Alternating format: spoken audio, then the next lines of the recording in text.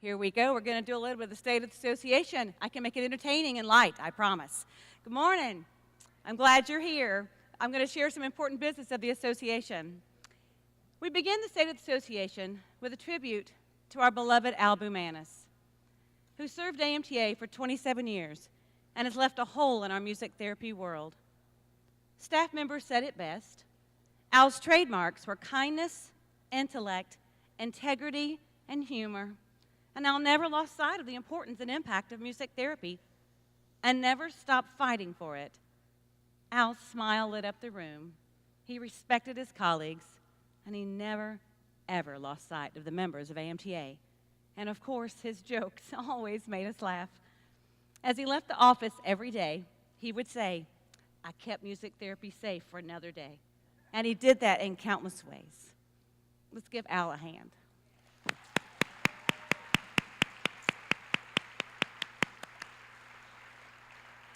Okay, happy anniversary, everybody, as we celebrate 20 years of the American Music Therapy Association and 68 years of music therapy. And thank you to our Vice President, Kristen O'Grady, and the local conference team for putting together another exciting conference filled with growth opportunities. Please enjoy the conference app and be aware of our new conference code of conduct found on page 82 in your printed program, along with additional information in your conference bags. The mission of our association has been our guiding statement, as evidenced by the work of the Board of Directors, Assembly, Committee Reps, additional boards, task force, and work group volunteers. We continue to focus our efforts on awareness and access, and this year especially, we are embracing an extremely rapidly changing world. Our work this year is unprecedented. In September, the John F. Kennedy Center for the Performing Arts and the National Institutes of Health, in association with the National Endowment for the Arts, presented the second Sound Health Music in Mind weekend in Washington, D.C.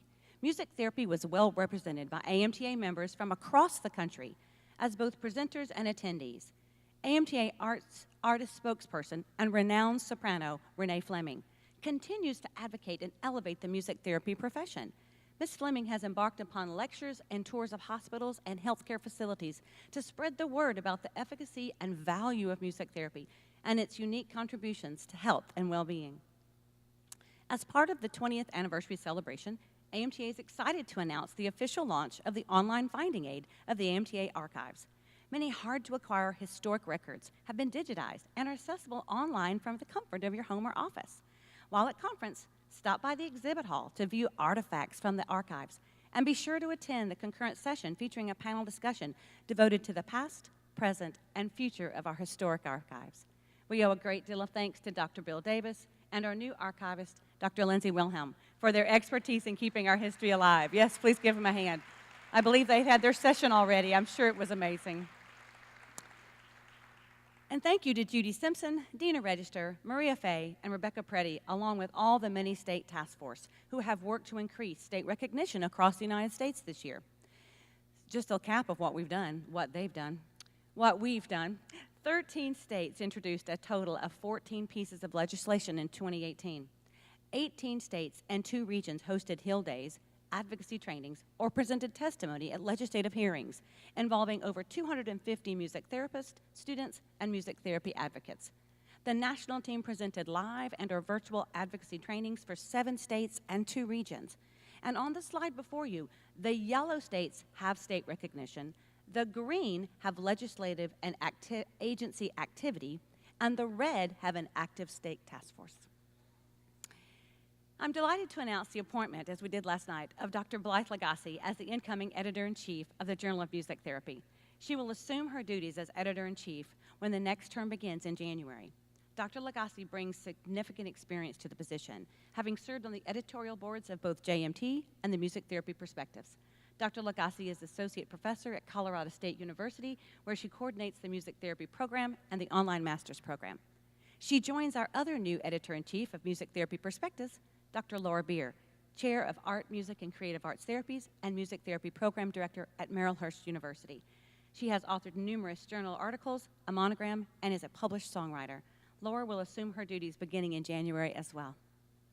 And thank you to our APAC co-chairs, Becky Ingen, Betsy King, and our AAC co-chairs, Eve Montague, and Lauren DeMaio, along with Jane Cregan with the National Office, for their work this year with our education and clinical training programs.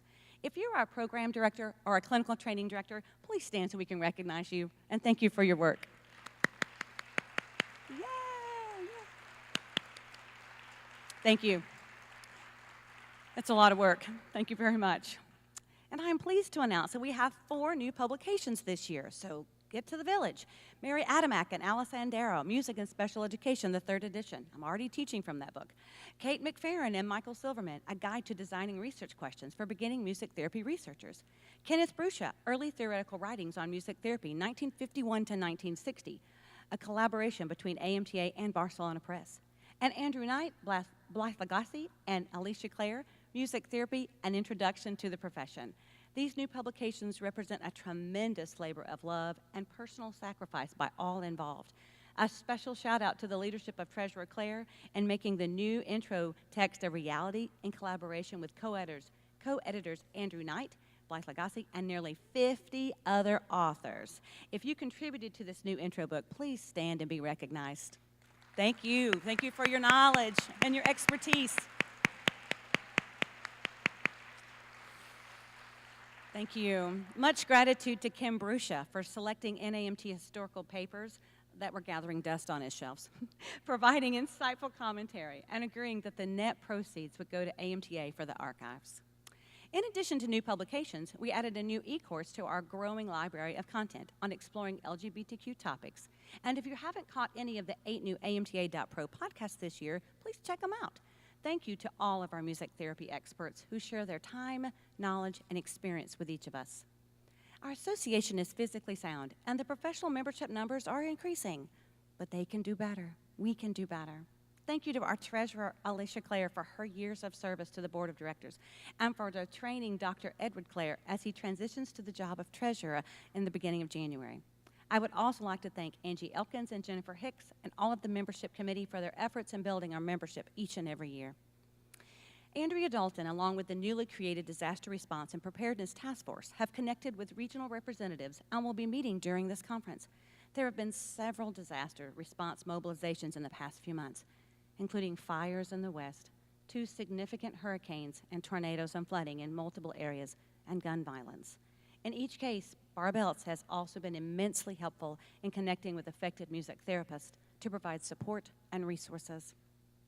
The Board of Directors would like to recognize the members of the Master's Level Entry Subcommittee for their 5 years of work to bring together a valuable body of knowledge that will move our profession forward. If you're a member of the subcommittee and you're here, please stand to be recognized for your work.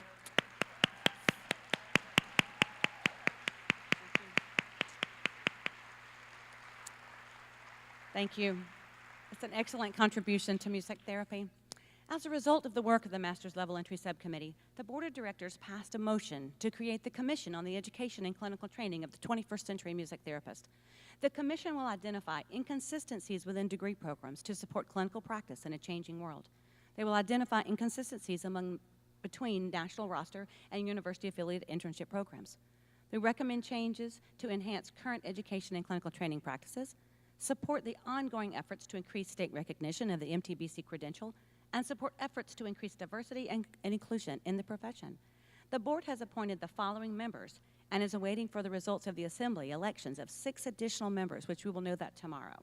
The commission will begin their work in 2019. After 30 years of dedicated leadership to AMTA, if you've been here for the past 12 hours, you know this now, but I have to say it. Dr. Farbman is retiring at the end of this year, and we are thrilled to have awarded her a lifetime achievement last night at the opening session. And in her honor, we have created the Andrea Farbman Government Relations Advocacy Fund. Please accept our gratitude for all you have done to advance music therapy, Dr. Farbman. Let's give her yet another hand.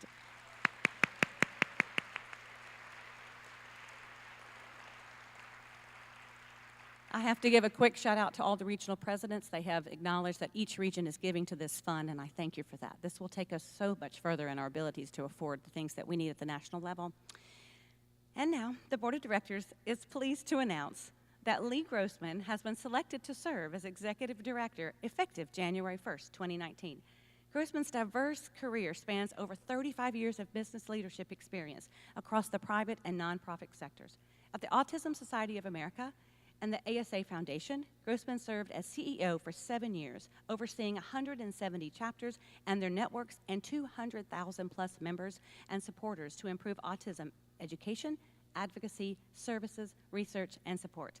As CEO of the Association for Vascular Access and the Association for Vascular Access Foundation, Grossman was responsible for the strategic vision, fundraising, and growth of the organization. It is my honor to introduce to you our next executive director, Mr. Lee Grossman. Come on down. I know he's here. There he is. Oh, I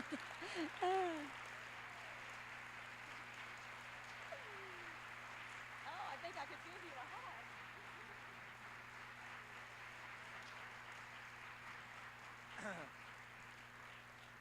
Wow. Good morning, AMTA. Sorry, I have to do this. You have to indulge me. I have to take a selfie of all my 1,500 new best friends here. If you don't mind, wait, I got to get my passcode in. Hopefully nobody of you can see this. Okay. Okay, there we go.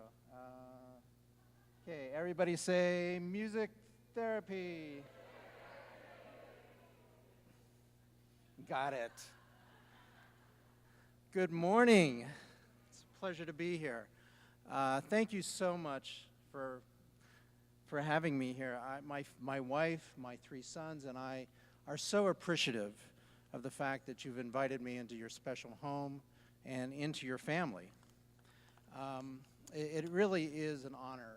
I'm so humbled. I'm truly humbled and honored to be here in front of you as the new executive director of AMTA. The history, your legacy, and the leadership AMTA has demonstrated is one that you can all be extremely proud of. And much of this is due to the many dedicated and passionate volunteers that have given their time to make the profession of music therapy and AMTA as significant as it is. Also, it must be said that the leadership of Dr. Farbman has been the driving force behind AMTA, and our gratitude to her and her wonderful staff that she leads cannot be overstated. As for me, it is not lost on me the great responsibility and example Dr. Farbman has set, and how that opportunity to continue this work has motivated me to want to be part of AMTA. You know, and what has also motivated me to be here is, as a father of children that have benefited from music therapy, and on behalf of many family members, individuals, and patients that you serve, I truly want to thank all of you for what you do. As I dealt with the challenges of the disabilities my sons face, I learned early on that their resilience and the strength that they demonstrate, which is far beyond anything I could ever produce, was very inspiring to me. As my role with international nonprofits expanded, I saw how thousands of family members and their children responded so determined and passionately to improving their lives, and that too has inspired me. And I also saw and learned how the dedication of professionals doing the hard work day in and day out with absolutely so little resources and hardly any fanfare, and how you were positively influencing so many lives. This too has inspired me. So again, I say thank you for the impact you have made on my family and many others, and your work and AMTA inspires me, and I believe that this profession and this organization's best days are ahead of it. As one of my heroes, Barack Obama, once said, "We did not come to fear the future. We came here to shape it." So over the foreseeable future, I will be tasking all of you, and I'll probably be even looked at as somewhat of a pain, asking for some of your time so I can listen to and learn from you, so that our audacity of hope will be to make AMTA and music therapy more impactful, more significant, and a major part of healthcare. I look forward to shaping this future with you. Thank you. Have a wonderful conference. Thanks for coming. I so appreciate it. Yeah, thank you very much. Thank you very much, Mr. Grossman. Now mark your calendars for our 2019 AMTA conference in Minneapolis, Minnesota, November 18th through the 24th. They've already started the planning. There you go, Jennifer Hicks. I know she's on it. The last time we were in Minnesota, we ended the conference with a little bit of snow, which was a bit exciting for this South Georgia girl. So who knows what will happen this time next year. As we grow and continue in our profession and network and learn the latest in best practices and professional growth, I hope you'll all join us again here, there, next year.